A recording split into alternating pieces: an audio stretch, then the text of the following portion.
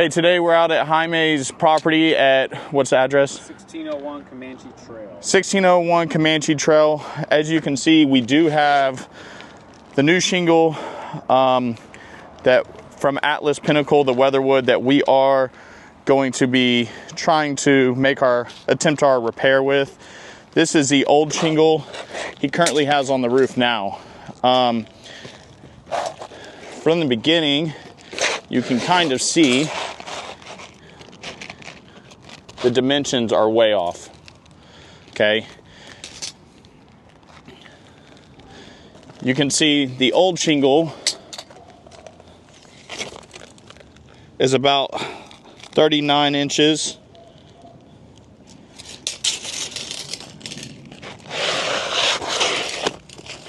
And the new shingle is about 42 inches, okay? The exposure of the old shingle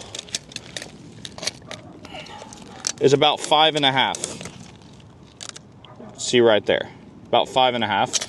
On the new shingle, the exposure is right at 6, okay? Another concern we have here is gonna be our common bond on the old shingle. You can see it's about 1 inch right here, the common bond, okay?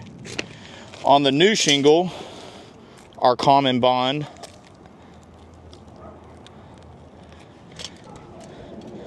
is about 1.5. So the nail lines will not line up at all, okay? The big problem we're having here is if I take the new shingle and I slide it in here, obviously it's not gonna fit, okay? With this, we would, from what y'all are saying, is y'all would like us to trim it.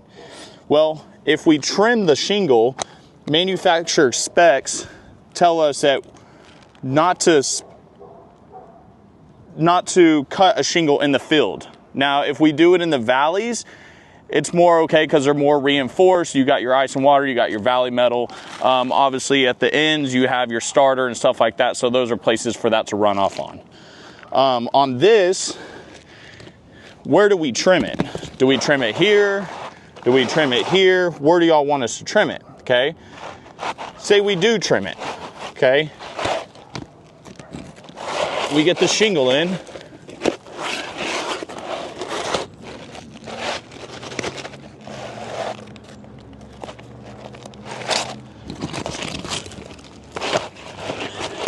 It'll go in.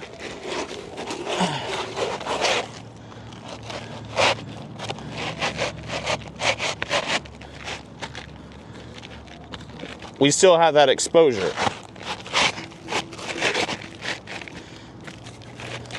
Okay, still have your exposure.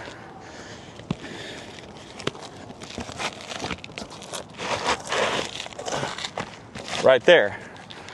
So what happens is this seal from this shingle, the old shingle, is going to seal right above the end of the shingle. So what it's going to cause is when the wind comes under, we don't have this edge of the shingle sealed down. So it's going to cause us to experience wind damage, okay? Even if it does seal, like I'm saying, you're still going to have corners in the edges to where the wind gets under and takes the shingle, okay?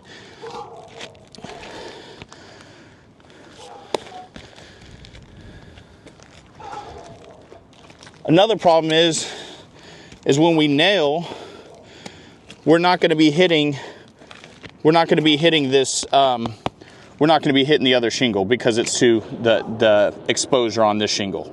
The other thing is if we manufacturer specs from Atlas, they have letters stating for us not to trim shingles, okay?